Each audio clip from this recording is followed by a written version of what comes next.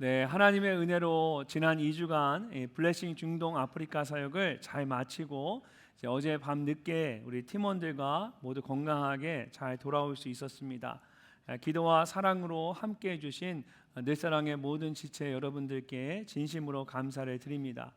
2년 전에 하나님께서 저희 늘사랑 공동체에게 너는 복이 될지라는 약속의 말씀을 주셨습니다.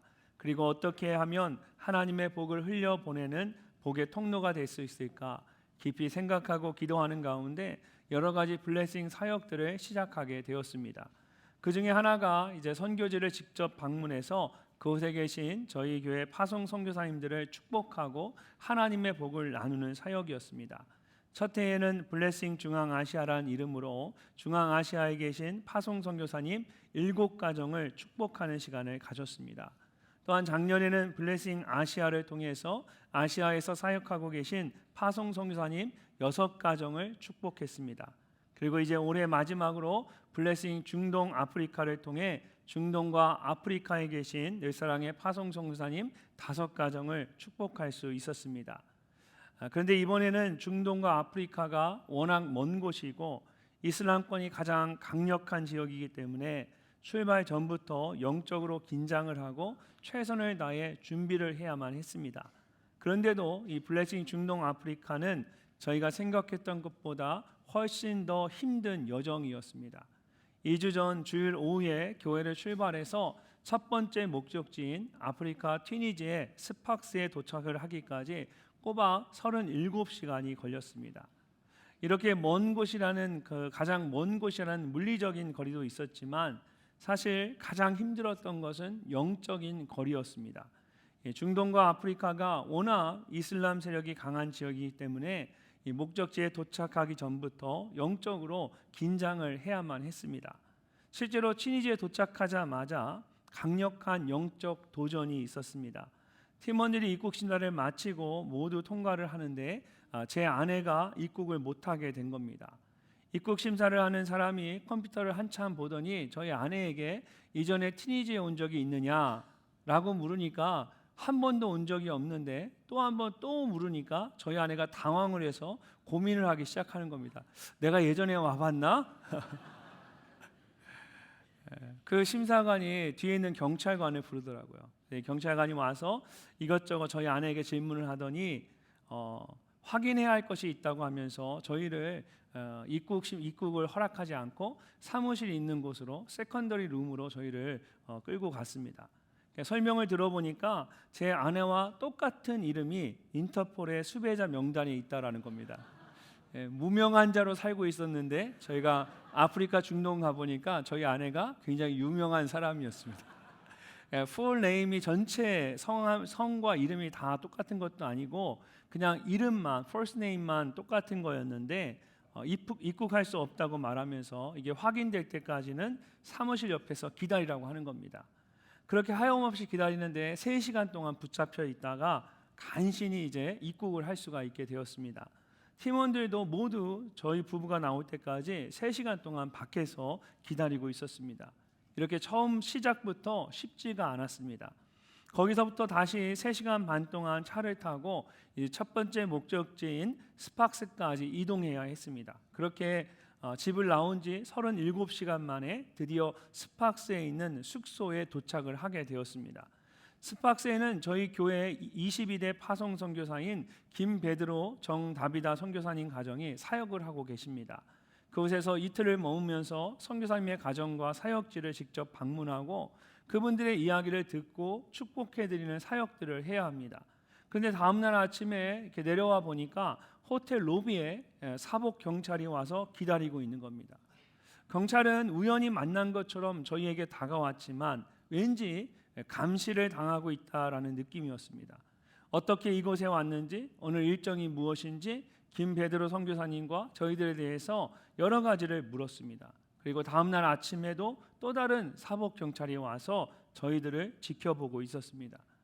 요르단에서 튀르키예 메신으로 이동할 때에는 이 비행기 출발 시간이 아무 이유 없이 연기가 되면서 다음에 환승하는 비행기를 놓칠 수도 있는 그런 어려운 상황이 생기기도 했습니다. 또한 팀원들이 처음 출발부터 돌아올 때까지 한 명씩 돌아가면서 몸이 아파서 사역을 할 수 없는 그런 상황들이 생기기도 했습니다. 이런 영적인 도전들을 경험하면서 제 안에 정말 이곳이 리얼 선교지구나, 진짜 선교지구나 라는 생각이 들었습니다. 선교지들마다 영적인 싸움이 있겠지만 이 중동과 아프리카는 문을 열고 나가는 그 순간부터 영적인 싸움들이 있는 곳이었습니다. 그런 곳에서 우리 선교사님들이 어떻게 사역을 하고 영적으로 승리할 수 있을까라는 그런 생각이 들었습니다. 꼭 중동이나 아프리카와 같은 선교지가 아니지만 여러분 우리의 삶도 마찬가지입니다. 수많은 영적인 도전들이 있습니다. 또한 육체적으로나 심적으로 감당하기 힘든 어려운 일도 있습니다. 이런 모든 환난들을 이기고 승리하려면 어떻게 해야 할까요? 오늘 우리가 함께 읽은 시편 18편의 말씀은 이전의 시편들과 같이 다윗이 쓴 시편입니다. 차이가 있다면 이전의 시편들은 그의 삶 가운데 순간순간에 고백했던 것이었다면 오늘 우리가 함께 읽은 시편 18편은 그의 노년에 지나온 모든 삶들을 돌아보면서 침착하게 진지하게 고백한 것입니다. 실제로 사무엘하 22장을 보면 오늘 말씀과 똑같은 말씀이 다윗의 승전가라는 제목으로 기록되어 있습니다. 다윗이 노년에 자신의 인생을 돌아보면서 마지막으로 남겼던 유언과 같은 말씀이었던 겁니다. 그래서 오늘 말씀의 표저도 이렇게 되어 있습니다. 여호와의 종 다윗의 시, 인도자를 따라 부른 노래. 여호와께서 다윗을 그 모든 원수들의 손에서와 사울의 손에서 건져 주신 날에 다윗이 이 노래의 말로 여호와께 아뢰어 이르되.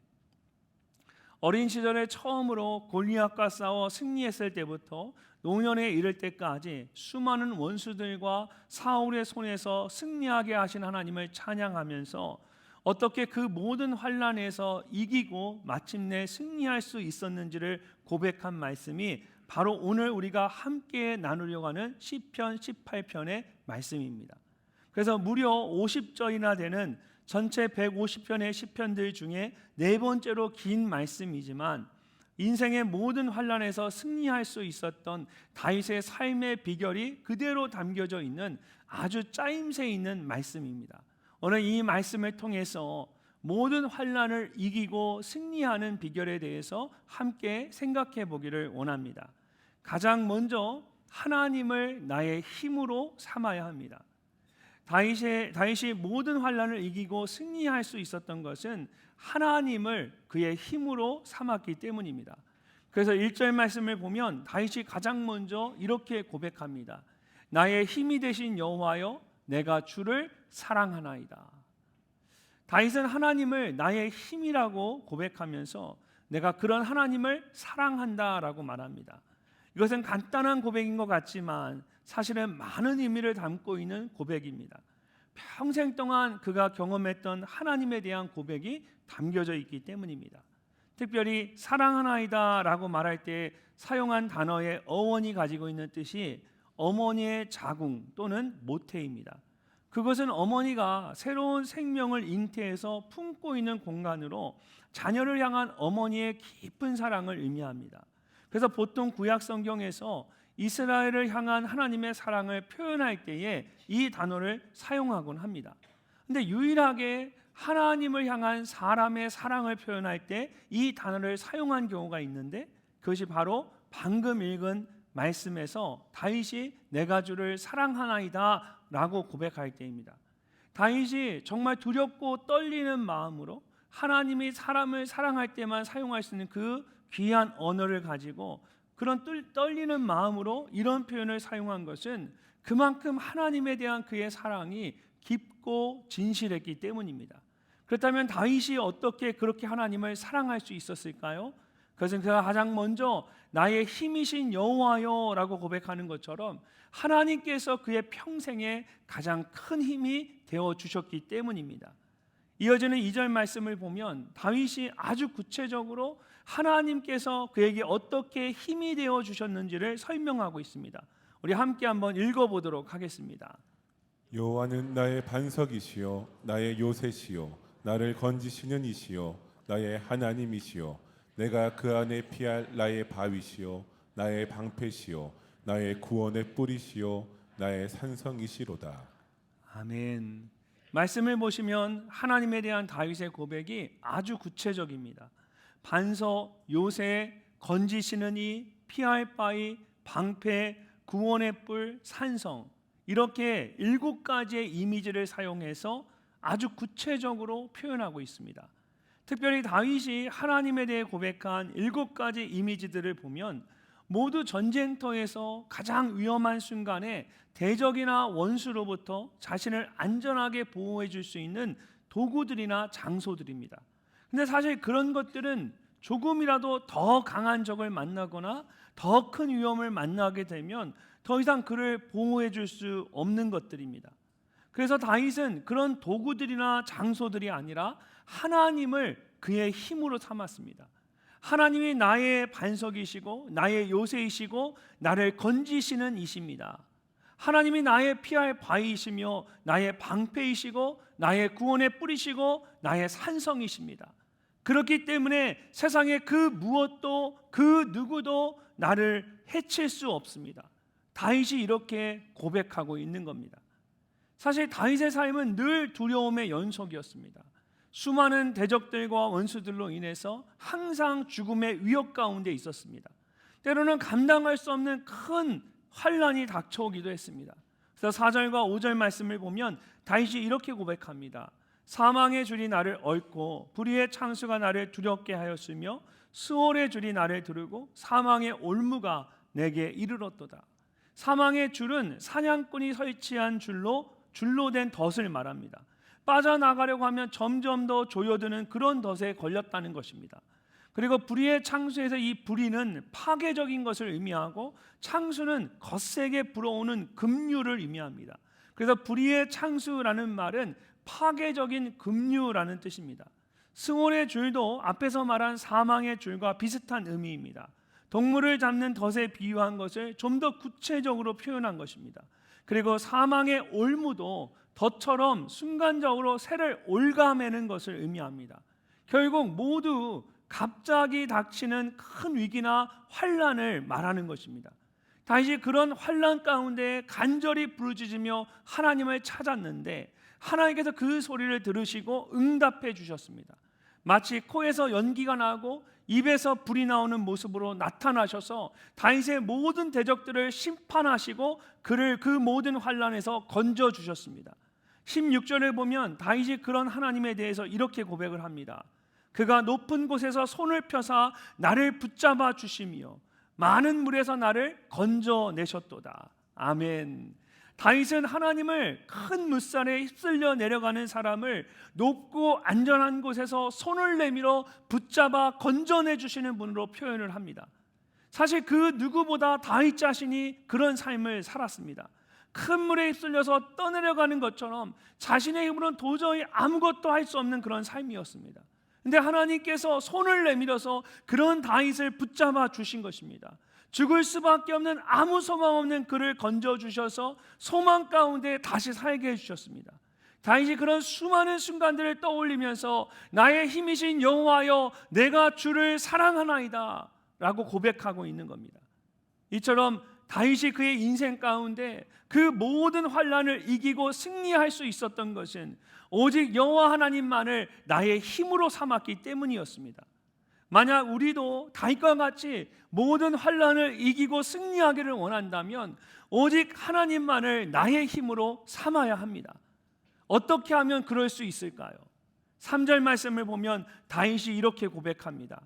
내가 찬송받으실 여호와께 아뢰리니 내 원수들에게서 구원을 얻으리로다. 다윗은 나의 힘이신 여호와 하나님께 아뢰겠다라고 합니다. 이것은 기도하겠다라는 것입니다. 그럴 때 하나님께서 원수들에게서 그를 구원하실 것이라고 고백합니다. 근데 우리가 가진 개역개정 성경의 번역으로만 보면 단순히 다윗이 막연히 하나님의 구원을 소원하는 것 정도로만 보입니다. 근데 원래 성경의 의미는 훨씬 더 분명합니다. 원인과 결과를 나타내듯이 다윗이 기도하면 하나님께서 그를 구원해 주신다라는 뜻입니다. 그래서 세번역 성경은 이 말씀을 이렇게 번역을 했습니다. 내가 여호와께 부르짖으면 그가 나를 원수들에게서 구원하시니 여호와는 찬양을 받으실 분이시다. 아멘. 이 말은 내가 하나님께 간구할 때마다 하나님께서 나를 구원하신다라는 뜻입니다. 다윗은 기도할 때마다 하나님의 역사를 경험할 수 있었던 겁니다. 그러므로 우리가 나의 힘이 되신 하나님을 경험하기 위해서 어떻게 해야 할까요? 다윗처럼 하나님께 간구해야 합니다. 하나님께 기도할 때에 우리는 하나님의 역사를 경험할 수가 있습니다. 파송 선교사님들을 직접 방문하는 이 블레싱 사역은 짧은 시간에 여러 나라들을 이동해야 합니다. 그래서 비행기를 계속해서 타게 됩니다. 작년에 블레싱 아시아 때는 제가 보니까 이렇게 갈아타는 비행기가 계산을 하면 일주일, 선교사님 가정을 방문하는 일주일 동안 매일매일 비행기를 탔습니다. 그래서 중간에 이 비행기가 한 번이라도 연착이 되거나 놓치게 되면 모든 스케줄이 2박 3일로 서로 연결되어 있기 때문에 모든 스케줄이 한 번에 엉망이 되어버리는 겁니다.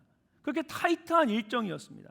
근데 지난 토요일 오후에 요르단 암만에서 출발해서 튀르키예의 이스탄불을 거쳐 황하복구 선교사님이 계시는 웰싱까지 가야 하는데 이 요르단에 출발한 이 비행기가 연기가 되어서 원래 시간보다 1시간이나 늦게 출발을 하게 된 겁니다. 이스탄불에 도착해서 입국 심사를 하고 국내선을 환승하는데 1시간 반의 시간이 있었는데 1시간이 연기가 되면서 이스탄불에서 저희가 갈아탈 수 있는 시간이 1시간 반 30분밖에 되지 않는 거예요. 그 30분 동안 입국 심사를 하고 비행기를 국내선으로 갈아타야 되는 거예요. 여러분 이야기가 아니라고 아무렇지 않게 바라보시면 안 됩니다. 저희는 굉장히 심각했습니다. 이 방법이 없는 거예요. 큰일 날 일이잖아요. 도착하기 전에 이미 보딩이 시작하는 거예요. 그러니까 비행기 문이 닫혀버리면 탈 수가 없는 거예요. 그래서 중동 아프리카 선교사님들과 블레싱 후바이 때 팀들에게 기도를 부탁하고 우리 교회 중보기도팀에게 기도를 부탁하고 이스탄불로 출발하는 비행기를 저희가 일단은 탔습니다. 이스탄불에 도착해서 30분 안에 입국 심사, 국내선 갈아타는 거 다 해야 되는데 도저히 불가능해 보였어요.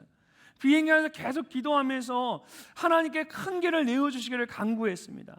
그래서 마침내 이제 이스탄불 공항에 도착을 하는데 보니까 비행기에서 시간을 확인해 보니까 저희 다음 비행기 시간이 10분이 더 땡겨진 거예요. 저희가 제일 앞자리에 있었는데 저희가 뒤에 있는 분들 그랬어요. 저희가 먼저 그럼 내려서 뛰어가서 어떻게 해서 그 비행기에 발 하나 걸쳐놓고 비행기 붙잡고 있겠습니다.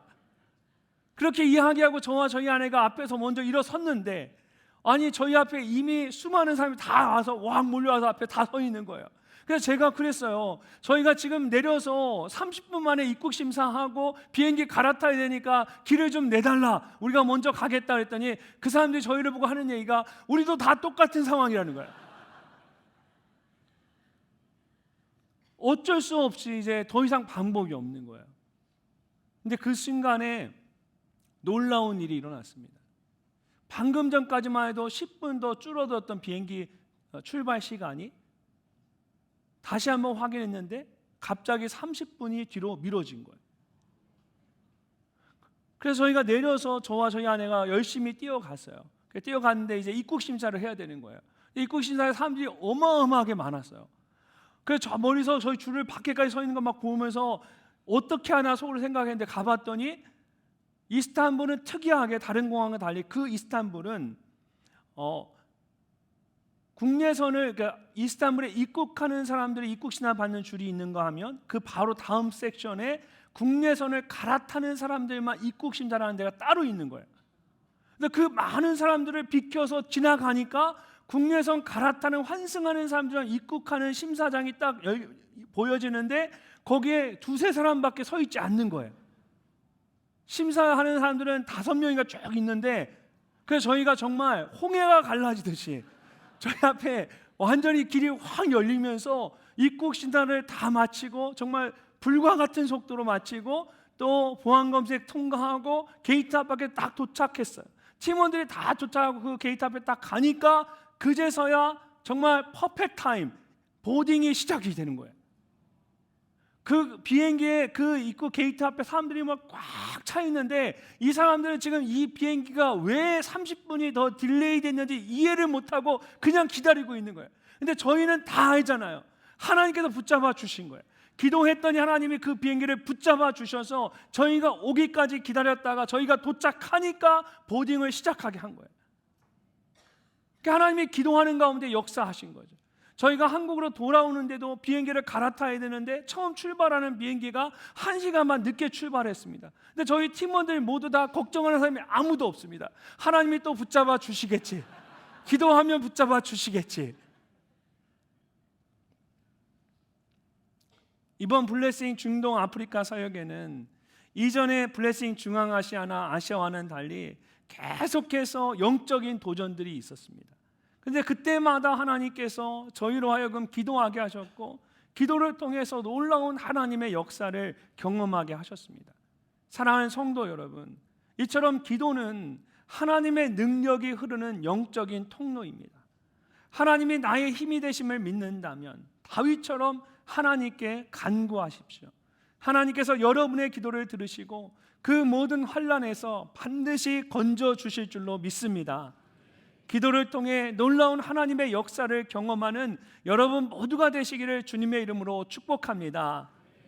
두 번째로, 모든 환난에서 이기고 승리하기 위해서는 하나님의 말씀에 순종해야 합니다.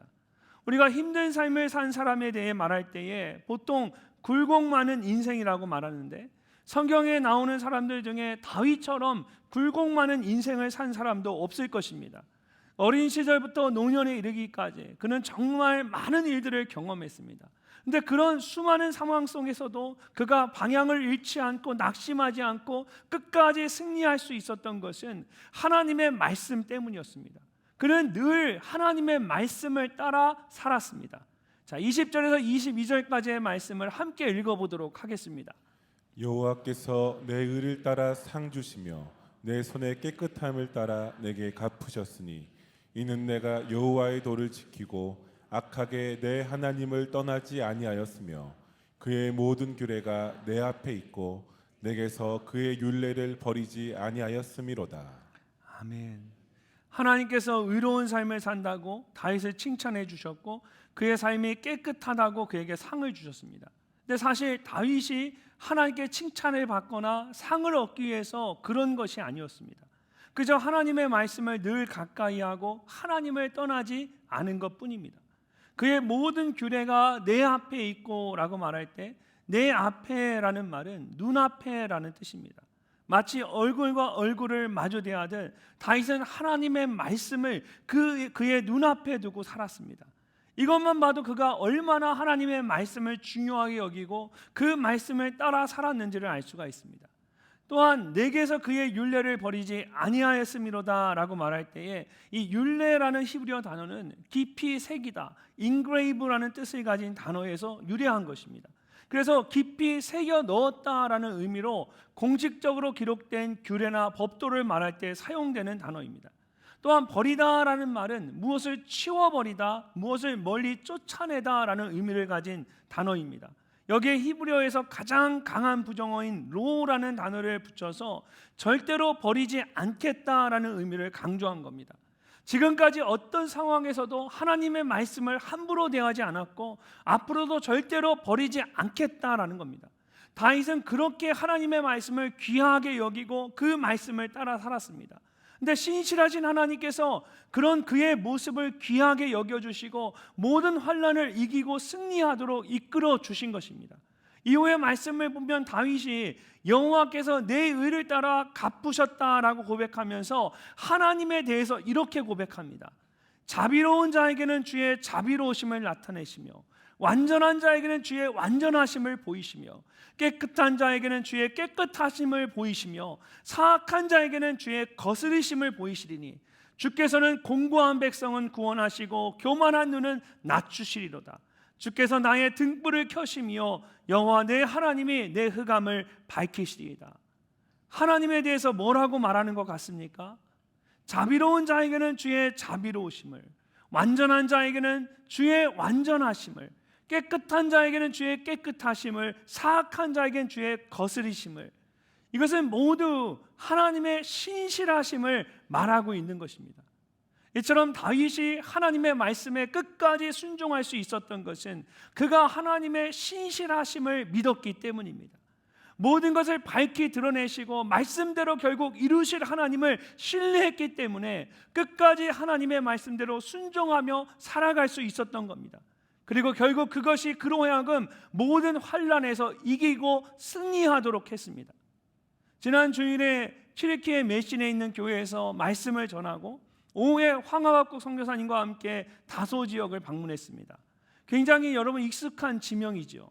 성경을 보면 사도 바울이 태어난 곳이 다소입니다. 그런데 중동의 다른 지역들처럼 그것이 지금은 기독교가 사라지고 이슬람이 가득한 곳이 되어버렸습니다. 그곳에 교회를 개척해서 예배를 드리고 있는 현지인 목사님이 계셨습니다.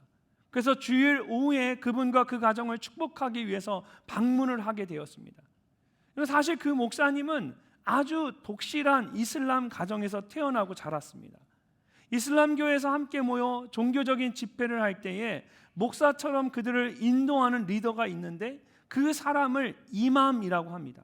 근데 그 목사님의 어머님의 가정이 대대로 이맘을 배출해낸 아주 독실한 이슬람 가정이었습니다. 이 목사님도 어렸을 때부터 당연히 이맘이 될 것으로 생각하고 코란을 늘 가까이 읽고 또 코란을 계속 배우고 또 청소년이 되었을 때에는 이맘의 집에 가서 함께 살면서 직접 훈련을 받았습니다. 근데 기도 훈련을 받으면서 마음에 큰 시험이 찾아온 겁니다. 대부분의 기도가 시켜서 훈련받아 기도를 하는데 그 기도의 대부분이 이슬람을 따르지 않는 사람들을 적대시하고 저주하는 기도였기 때문입니다. 그런 기도를 계속해서 해야 하는 것이 도저히 이해가 되지 않았습니다. 그래서 결국 이맘이 되는 것을 포기하고 이슬람교를 떠나기로 결정을 했습니다. 그렇게 방황을 하다가 우연히 카페에서 친구를 만나게 되었는데 그 친구가 성경책을 읽고 있었던 겁니다. 그러면서 성경책을 펼쳐서 말씀을 보여주었는데 그것이 사랑장이라고 하는 고린도전서 13장이었습니다.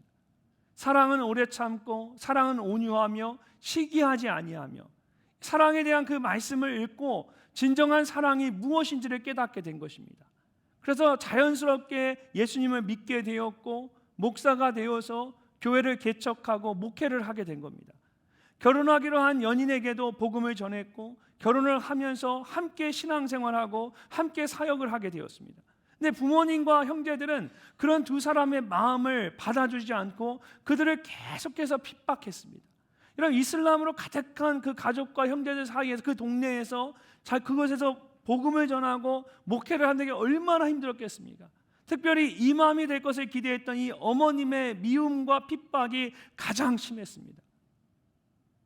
어머니 자기 집에 가려면 항상 어머니가 있는 그 마당을 지나가야 되는데 어머니 집을 지나서 자기 집으로 가야 되는데 그 앞을 지나갈 때마다 이 어머니가 계속해서 이 목사님과 사모님을 핍박한 겁니다. 이 사모님에게 너 때문에 내 아들이 이맘이 안 되고 목사가 됐다라고 하면서, 사실은 이 목사님이 아내에게 복음을 전해서 아내가 함께 신앙생활을 시작한 건데 이 며느리를 계속, 제가 그거 보면서 한국이나 미국이나 외국이나 다 그 다음 말은 제가 하지 않겠습니다.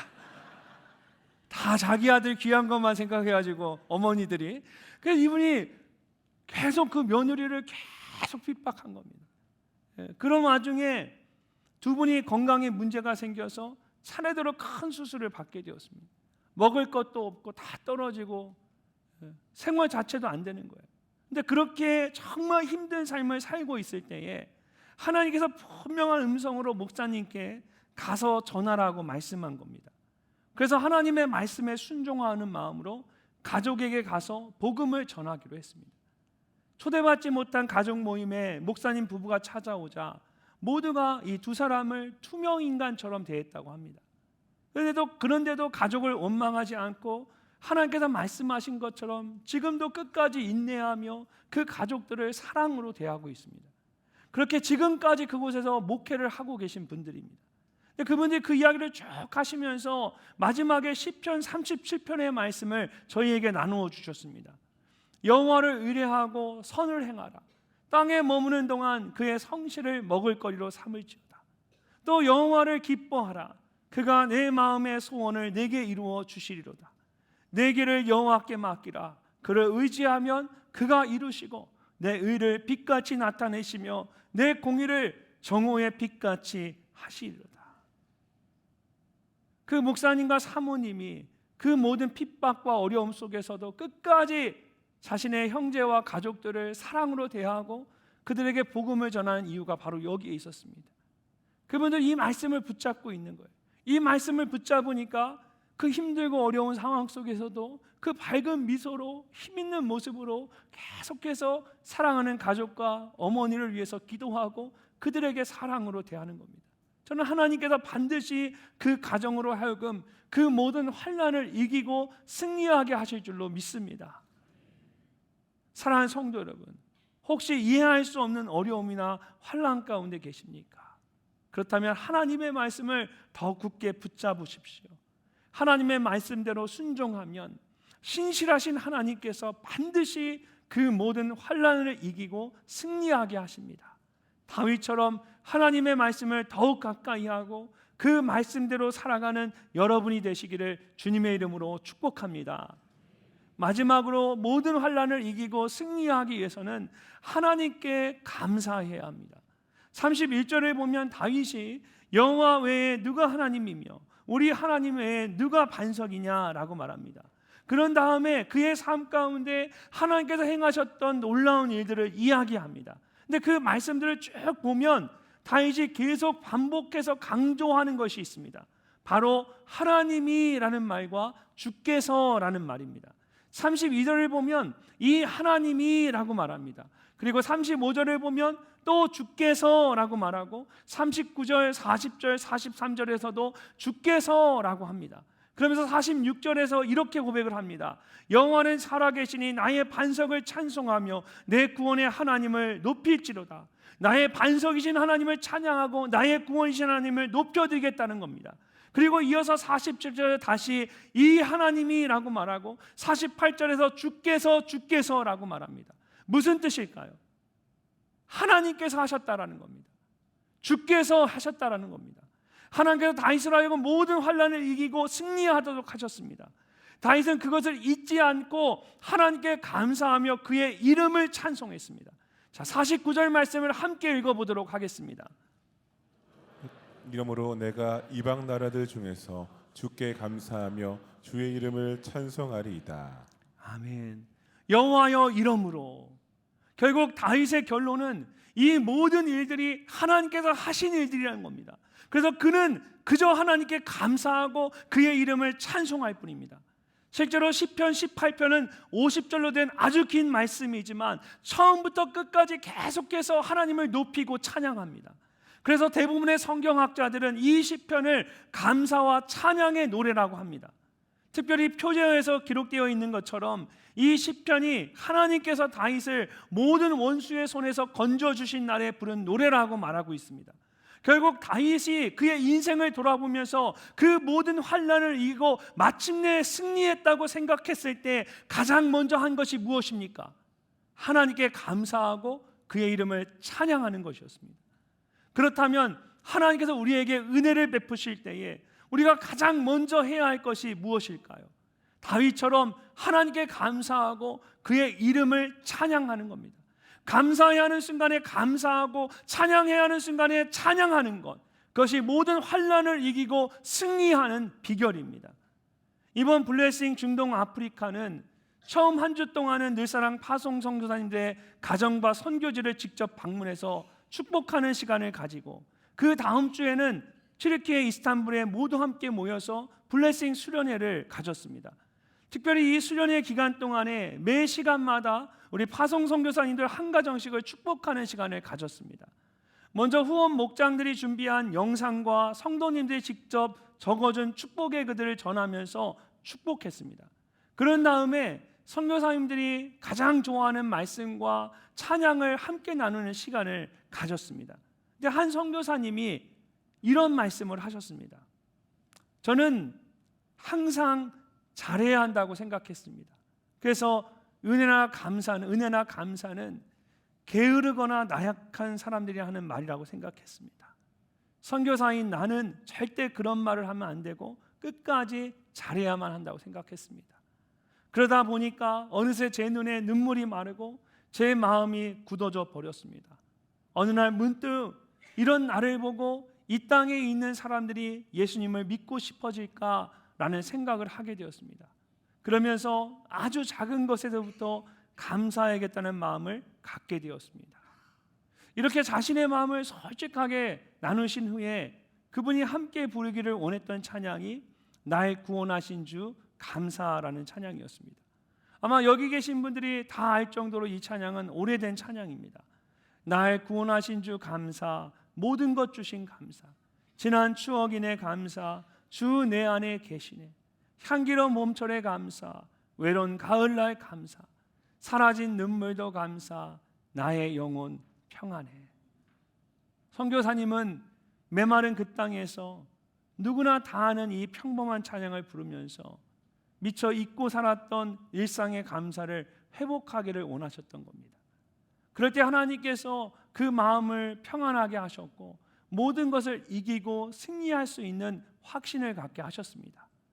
이처럼 모든 환난을 이기고 승리하는 비결은 감사해야 할 순간에 감사하고 찬양해야 할 순간에 찬양하는 것입니다. 다윗은 하나님께 감사해야 하는 그 순간을 잊지 않았습니다. 항상 하나님께 감사하고 그의 이름을 찬양했습니다. 그럴 때에 모든 환난을 이기고 승리할 수 있었던 겁니다. 사랑하는 성도 여러분, 생각하지 않았던 어려움 가운데 계십니까? 어느 순간 마음이 메마르지고 굳어진 것 같으십니까? 여러분 안에 감사와 찬양을 회복하십시오.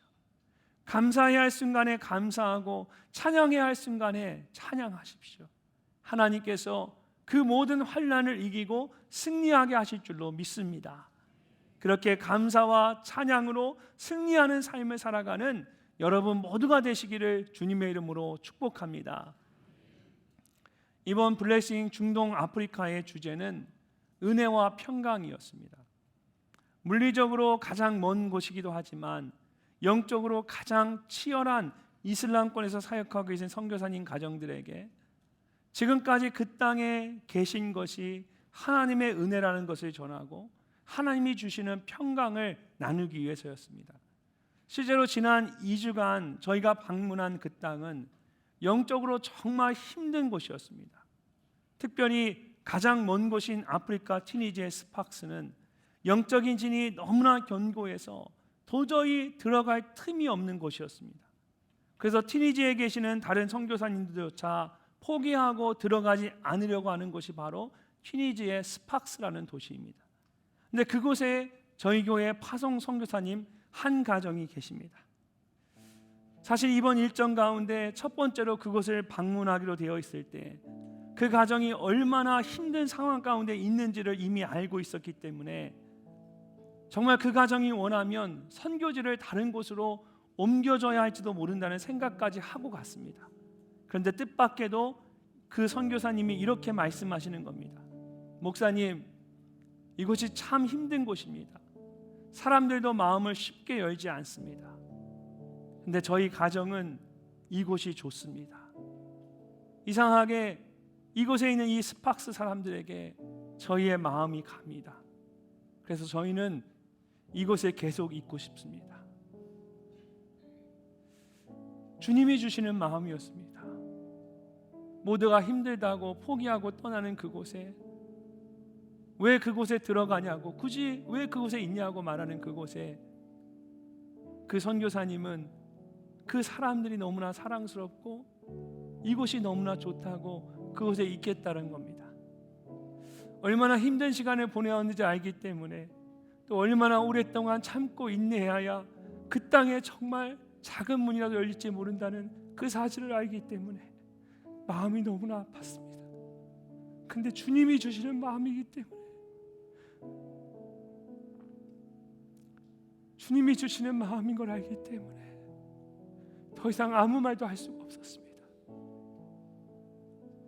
사랑하는 성도 여러분, 우리는 눈에 보이는 상황과 문제를 보면 힘들다고 말합니다. 절대로 이길 수 없다라고 생각합니다. 그러나 우리의 승리는 그렇게 눈에 보이는 것에 달려있지 않습니다. 다윗처럼 하나님을 여러분의 힘으로 삼으십시오. 하나님의 말씀대로 순종하십시오. 하나님께 매 순간 감사와 찬양을 올려드리십시오. 하나님께서 여러분이 있는 그 자리에 그 모든 환난을 이기고 승리하게 하실 줄로 믿습니다. 오직 하나님만 바라보는 여러분 모두가 되시기를 주님의 이름으로 축복합니다.